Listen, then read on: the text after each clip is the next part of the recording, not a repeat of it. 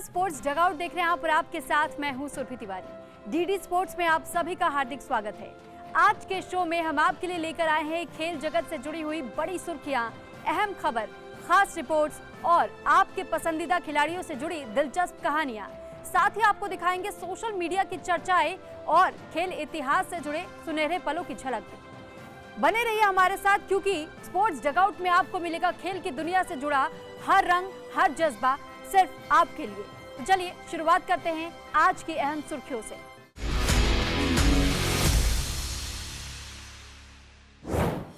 दिल्ली में world para athletics championship 2025 का भव्य शुभारंभ। एशिया कप के इतिहास में पहली बार भारत और पाकिस्तान भिड़ेंगे फाइनल में। शूटिंग वर्ल्ड चैंपियनशिप के लिए टीम घोषित, मनु भाकर, ईशा सिंह से मेडल की उम्मीदें। पैरा आर्चरी वर्ल्ड चैंपियनशिप में भारत के कम से कम 3 पदक पक्के। जापान ओपन टेनिस में अल्कराज, रूड और फ्रिट्ज ने की विजयी शुरुआत। तो चलिए शुरुआत करते हैं आज की बड़ी खबर से। इतिहास के पन्नों में दर्ज हुआ भारत का नाम। राजधानी दिल्ली के जवाहरलाल नेहरू स्टेडियम में वर्ल्ड पैरा एथलेटिक्स चैंपियनशिप 2025 का भव्य शुभारंभ हुआ।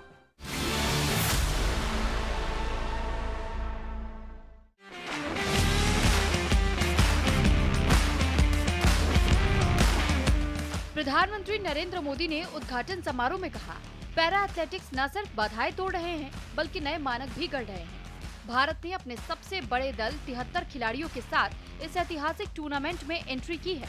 भारत एशिया का चौथा देश बना जिसने ये आयोजन किया है। 104 देशों से आए 2200 से अधिक खिलाड़ी 186 स्वर्ण पदकों के लिए करेंगे मुकाबला। इससे पहले कतर, यूएई और जापान ने किया था आयोजन। परेड में भारत के ध्वजवाहक बने धर्मवीर नैन और Preeti Pal. Union sports minister doctor Mansukh Mandaviya ने चैंपियनशिप को औपचारिक रूप से उद्घोषित किया। 2025 ओपन स्टेडियम में रंगारंग सांस्कृतिक कार्यक्रम ने माहौल को और भी यादगार बना दिया। बधिर और व्हील चेयर आर्टिस्ट ने जय हो पर प्रस्तुति दी। भांगड़ा और मणिपुरी नृत्य ने सबका मन मोह लिया। अब नजरें भारत के चैंपियंस पर। टोक्यो और पेरिस में पदक जीत चुके सुमित अंतिल, प्रीति पाल, दीप्ति जीवनजी और प्रवीण कुमार जैसे सितारे घरेलू मैदान पर चमकने को तैयार हैं। 9 दिनों तक चलने वाले इस खेल महाकुंभ में नई उपलब्धियां और नए विश्व रिकॉर्ड्स की गूंज पूरी दुनिया सुनेगी। खेल प्रेमी वर्ल्ड पैरा एथलेटिक्स चैंपियनशिप का सीधा प्रसारण देख सकते हैं डीडी स्पोर्ट्स पर, साथ ही प्रसार भारती के यूट्यूब चैनल और वेव्स ओटीटी पर। अब बात क्रिकेट की। भारत और श्रीलंका के बीच एशिया कप का ये सुपर 4 मुकाबला नतीजों के लिहाज से बहुत ज्यादा मायने नहीं रखता है, लेकिन इन दोनों टीमों की नजरें अलग अलग लक्ष्य पर हैं। एक और जहां भारत पहले ही फाइनल में पहुंच चुका है, जबकि श्रीलंका की विदाई तय है। देखते हैं ये रिपोर्ट। भारत का एशिया कप 2025 का अभियान अब तक का बेहद मजबूत रहा है। ओमान और बांग्लादेश को हराकर और पाकिस्तान के खिलाफ दबाव में भी जीत हासिल करके टीम इंडिया ने लगातार साबित किया कि वो बाकी टीमों से कहीं आगे है। 8 बार की चैंपियन टीम अब एक और फाइनल में पहुंच चुकी है, और ये सब बिना अपने सर्वश्रेष्ठ प्रदर्शन के भी। पिछले मैच में अभिषेक शर्मा की 75 रनों की पारी के बाद भले ही बल्लेबाजी लड़खड़ाई, लेकिन भारत ने बांग्लादेश को 41 रनों से मात देकर अपनी ताकत का सबूत दिया। अब जब श्रीलंका के खिलाफ ये मुकाबला खेला जा रहा है, तो टीम मैनेजमेंट के पास खिलाड़ियों को रोटेट करने और बेंच स्ट्रेंथ आजमाने का विकल्प भी मौजूद है। हालांकि एक चिंता साफ नजर आई है। पिछले 2 मैचों में भारतीय फील्डिंग बेहद ढीली रही। पाकिस्तान के खिलाफ 4 कैच छूटे, जबकि बांग्लादेश के खिलाफ 5 मौके गंवाए गए। फाइनल से पहले इस कमी को दूर करना बेहद जरूरी है। वहीं श्रीलंका की कहानी निराशाजनक रही है। अफगानिस्तान और बांग्लादेश पर जीत दर्ज करने के बाद टीम ने उम्मीदें जगाई, लेकिन लगातार 2 हार ने उसके अभियान का अंत कर दिया। पाकिस्तान के खिलाफ सिर्फ 133 रन बनाकर टीम पूरी तरह लड़खड़ा गई। अब जबकि भारत फाइनल की तैयारियों में व्यस्त है, श्रीलंका को इस हार से सबक लेकर अगले साल के T20 वर्ल्ड कप की ओर देखना होगा। और अगर आज की दूसरी पारी में एशियाई दिग्गज भारत को हराने में कामयाब होते हैं, तो टूर्नामेंट को अलविदा कहने से पहले ये उनके लिए सम्मानजनक विदाई साबित होगी। फिलहाल इंडिया वर्सेस श्रीलंका का मैच जारी है, लेकिन एशिया कप के इतिहास में पहली बार भारत और पाकिस्तान आमने सामने होंगे फाइनल में। 41 साल पुराने इस टूर्नामेंट में ऐसा मौका कभी नहीं आया। आइए दिखाते हैं आपको ये रिपोर्ट। 41 साल के एशिया कप इतिहास में पहली बार भारत और पाकिस्तान आमने सामने होंगे खिताबी भिड़ंत में। चाहे वनडे हो या T20 फॉर्मेट, एशिया कप के फाइनल में दोनों पड़ोसी देशों का सामना आज तक कभी नहीं हुआ। पाकिस्तान ने सुपर 4 के अहम मैच में बांग्लादेश को 11 रन से हराकर एशिया कप 2025 के फाइनल में जगह बनाई। अब दुबई इंटरनेशनल क्रिकेट स्टेडियम में होने वाले इस ऐतिहासिक मुकाबले पर पूरी दुनिया की नजरें होंगी। क्रिकेटिंग इतिहास में भारत और पाकिस्तान 5 बार मल्टीनेशनल टूर्नामेंट्स के फाइनल में भिड़ चुके हैं। इनमें पाकिस्तान ने 3 बार जीत दर्ज की है। पहली बार दोनों टीम 1985 के world championship of cricket final में भिड़ी, जहां भारत ने 8 विकेट से जीत हासिल की थी। वहीं उनकी आखिरी भिड़ंत 2017 चैंपियंस ट्रॉफी के फाइनल में हुई, जब पाकिस्तान ने भारत को 180 रनों से हराकर सनसनी मचा दी। रिकॉर्ड की बात करें तो भारत ने सबसे ज्यादा 8 बार एशिया कप की ट्रॉफी जीती है। पाकिस्तान सिर्फ 2 खिताब जीतकर तीसरे स्थान पर है। दिलचस्प ये है कि इन 10 सम्मिलित खिताबों के बावजूद दोनों टीमों को कभी फाइनल में आमना सामना करने का मौका नहीं मिला। अब देखना ये होगा कि दुबई की पिच पर कौन सा पड़ोसी देश इतिहास रचता है। भारत अपनी 9वीं ट्रॉफी के लिए उतरेगा, तो वहीं पाकिस्तान अपने तीसरे खिताब का सपना लेकर मैदान में होगा। अब नजर डालते हैं सोशल मीडिया बज़ पर। आईसीसी महिला वर्ल्ड कप 2025 के पहले भारतीय महिला टीम ने अपनी तैयारियां तेज कर दी हैं। बीसीसीआई की ओर से इसी बीच एक वीडियो शेयर किया गया है, जिसमें खिलाड़ियों के सपनों से लेकर उनके पहले वर्ल्ड कप खेलने की भावनाएं दिखाई गई हैं।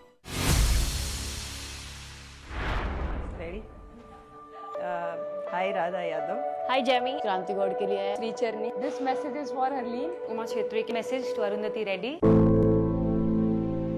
My message to Pratika Rawal is to remember always that you've got this and just to play the best cricket that you can.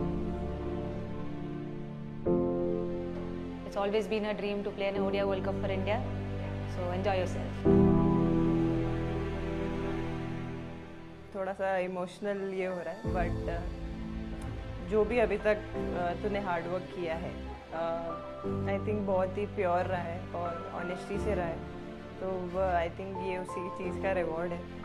So enjoy, इतना स्ट्रेस मत लेना कि क्या होगा क्या नहीं होगा, ज़्यादा आगे का नहीं सोचना है। और जब भी ऑन द फील्ड जाए मेक श्योर करना कि काम रहे। So all the very best and you'll do well, I know. और मैं बहुत एक्साइटेड हूँ कि अब उनका फर्स्ट वर्ल्ड कप है एंड वो जी जान लगाकर इस वर्ल्ड कप को खेलें। Congratulations Sri Charni, you made it to the World Cup and I'm very excited for you and your team. उसने इतनी मेहनत की है और उसका वो सपना था कि वो टीम इंडिया पे रहे, वो वर्ल्ड कप के लिए वर्ल्ड कप खेले। कितने टाइम से you just wanted to play a World Cup at home. Just enjoy the moment and wish you all the best for the World Cup. Hi Aman, just go out there, play well. I know how much you love playing cricket.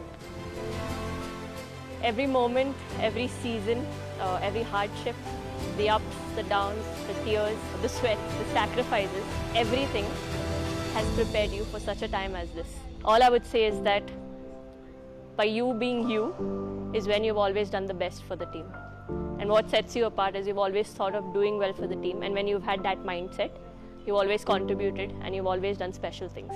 So my only thing will be there, no matter what, keep a smile on your face, play from your heart and do it for the team, and God will take care of the rest. अब चलिए रुक करते हैं हमारे खास segment on this day की ओर।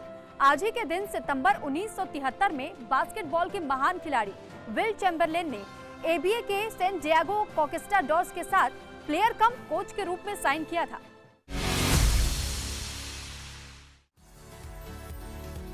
Wilt Chamberlain की पुरानी टीम लॉस एंजलिस लेकर्स की तरफ से दायर मुकदमे के चलते वे खेल नहीं सके। चैम्बरलेन ने 1973 और 74 सीजन केवल कोचिंग पर ध्यान केंद्रित किया और अपनी ऑटोबायोग्राफी का प्रमोशन किया।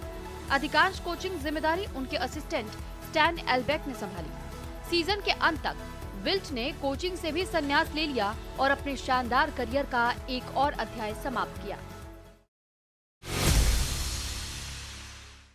तो ये था हमारा आज का ऑन दिस डे सेगमेंट। अब बारी है हमारे स्पेशल सेगमेंट स्पोर्ट्स रैप की, जहां हम आपको दिखाएंगे देश और दुनिया भर के खेल से जुड़ी तमाम बड़ी खबरें रफ्तार में।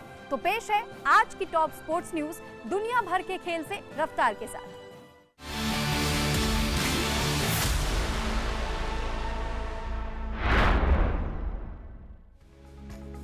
यूरोपा लीग की शुरुआत में इंग्लिश क्लब एस्टन विला ने अपनी जीत का खाता खोल लिया है। विला ने लोगना को 1-0 से हराकर जीत दर्ज की। प्रीमियर लीग में शुरुआती 5 मैचों में जीत से महरूम रही टीम के लिए ये राहत की खबर रही।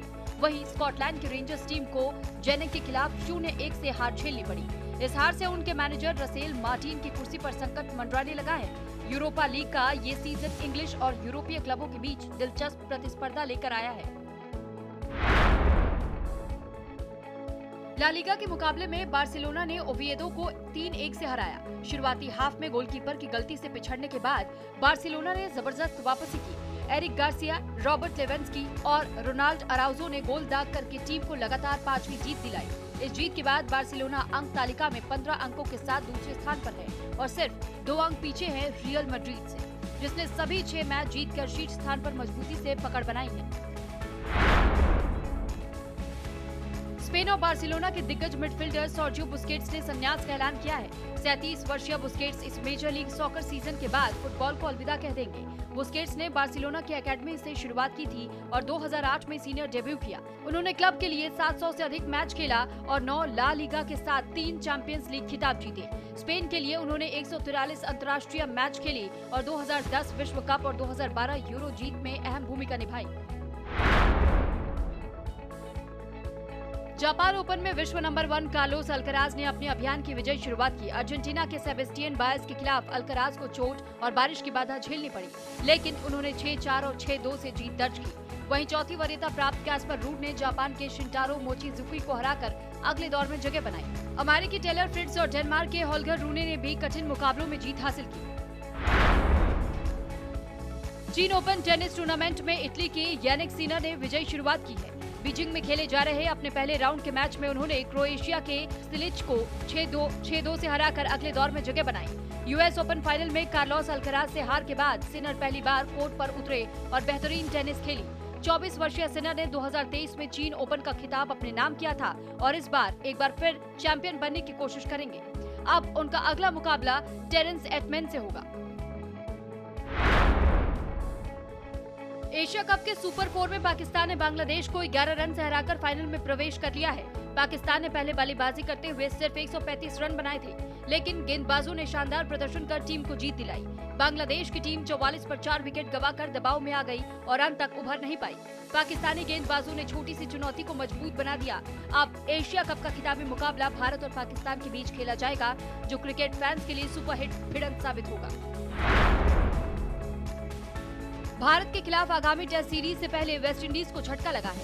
तेज गेंदबाज शमार जोसेफ चोटिल होकर के बाहर हो गए हैं। उनकी जगह टीम में जोहान लेन को शामिल किया गया है। वेस्टइंडीज की टीम बुधवार को भारत पहुंच चुकी है और अहमदाबाद में अभ्यास शुरू करेगी। ये 2 मैचों की टेस्ट सीरीज 2 अक्टूबर से नरेंद्र मोदी स्टेडियम में खेली जाएगी। चोटिल, शमार जोसेफ इस सीरीज में तो नहीं दिखेंगे, लेकिन उम्मीद है कि वो बांग्लादेश दौरे के लिए वापसी कर सके। काहिरा में नवंबर में होने वाली शूटिंग विश्व चैंपियनशिप के लिए भारतीय टीम का ऐलान हो गया है। मनु भाकर और ईशा सिंह दोनों एयर पिस्टल और स्पोर्ट्स पिस्टल इवेंट्स में भारत का प्रतिनिधित्व करेंगी। इस टीम में सुरुचि फोगाट, जिन्होंने इस सीजन में तीनों वर्ल्ड कप में गोल्ड जीता है, वो भी शामिल है। Rahi Sarnobat sports pistol team की ताकत बढ़ाएंगी। वहीं एयर राइफल में अर्जुन बाबूता, रुद्रांश पाटिल और विशाल सिंह उतरेंगे। महिला टीम में लाविनील वलारीवन और सिफ्त कौर सबरा की जोड़ी दमदार नजर आएगी। भारत इस बार कई मेडल की उम्मीदों के साथ उतरेगा। ग्वांगजू, साउथ कोरिया में चल रही पैरा आर्चरी विश्व चैंपियनशिप में भारत ने इतिहास रच दिया है। देश ने कम से कम 3 पदक पक्के कर लिए हैं। पुरुष कंपाउंड ओपन कैटेगरी में ऑल इंडिया फाइनल होगा, जबकि शीतल देवी महिला कंपाउंड फाइनल में पहुंच गई हैं। वहीं एक झटका भी लगा है, जब विश्व नंबर 1 और पैरालंपिक चैंपियन हरविंदर सिंह बीमारी के चलते रिकर्व इवेंट से हट गए। इसके बावजूद भारत का प्रदर्शन शानदार रहा है और अब निगाहें फाइनल में गोल्ड पर टिकी है। आईसीसी महिला क्रिकेट वर्ल्ड कप से पहले टीम इंडिया को बड़ा झटका लगा है। इंग्लैंड के खिलाफ वार्म अप मैच के दौरान तेज गेंदबाज अरुंधति रेड्डी चोटिल हो गई। गेंदबाजी करते समय फॉलो थ्रू में गिरी और उन्हें मैदान से बाहर व्हीलचेयर पर ले जाया गया। अब उनके विश्व कप में खेलने पर संदेह गहरा गया है। अरुंधति ने पिछले साल डेब्यू के बाद से 11 वनडे में 15 विकेट लिए हैं और टीम की अहम सदस्य मानी जाती हैं। अब स्पोर्ट्स रैप से आगे बढ़ते हुए बात करते हैं हमारे बर्थडे स्पेशल सेगमेंट की। आज हम मना रहे उन खिलाड़ियों का जन्मदिन जिन्होंने अपने शानदार खेल से हम सबको प्रभावित किया है। चलिए जानते हैं उनके बारे में कुछ खास बातें। आज जन्मदिन है भारत के होनहार पिस्टल शूटर अनीश भानवाला का, जिनका जन्म 26 सितंबर 2002 को हुआ। सिर्फ 15 साल की उम्र में उन्होंने भारतीय शूटिंग टीम में जगह बनाई और तब से Olympic, world championship, Asian games, Commonwealth games और कई वर्ल्ड कप्स में देश का नाम रोशन किया। 2018 के कॉमनवेल्थ गेम्स में उन्होंने 25 metre rapid fire pistol event में गोल्ड मेडल जीतकर इतिहास रचा। 2022 वर्ल्ड चैंपियनशिप में सिल्वर मेडल, 2023 वर्ल्ड कप में ब्रॉन्ज मेडल और एशियन गेम्स 2022 में टीम इवेंट में ब्रॉन्ज हासिल किया। आज जन्मदिन है भारत के बैडमिंटन खिलाड़ी बी सुमित रेड्डी का, जिनका जन्म 26 सितंबर 1991 को हुआ। रेड्डी ने लंबे समय तक भारत का प्रतिनिधित्व किया और पुरुष डबल्स के बेहतरीन खिलाड़ी रहे। 2016 और 2019 के साउथ एशियन गेम्स में उन्होंने टीम गोल्ड मेडल जीता और 2016 में मनु अत्री के साथ पुरुष डबल्स में गोल्ड अपने नाम किया। उन्होंने भारत की ओर से 2016 रियो ओलंपिक्स, 2014 और 2018 एशियन गेम्स में भी हिस्सा लिया। कॉमनवेल्थ गेम्स 2022 में रेड्डी ने मिक्स्ड टीम इवेंट में सिल्वर मेडल जीता। मार्च 2025 में उन्होंने अंतर्राष्ट्रीय बैडमिंटन से संन्यास ले लिया, लेकिन अपने खेल से वो हमेशा भारतीय बैडमिंटन इतिहास का अहम हिस्सा बने रहेंगे। डीडी स्पोर्ट्स की ओर से इन सभी खिलाड़ियों को जन्मदिन की हार्दिक शुभकामनाएं। तो दोस्तों, आज के स्पोर्ट्स डगआउट में बस इतना ही। हमारा वादा है खेल की दुनिया से जुड़ी हर बड़ी और अहम खबर हम आपको दिखाएंगे बेहद अनोखे और दिलचस्प अंदाज में। तो जुड़े रहिए डीडी स्पोर्ट्स के साथ। अगली मुलाकात तक खेल का जुनून बनाए रखिए, जीत का जज्बा जगाए रखिए।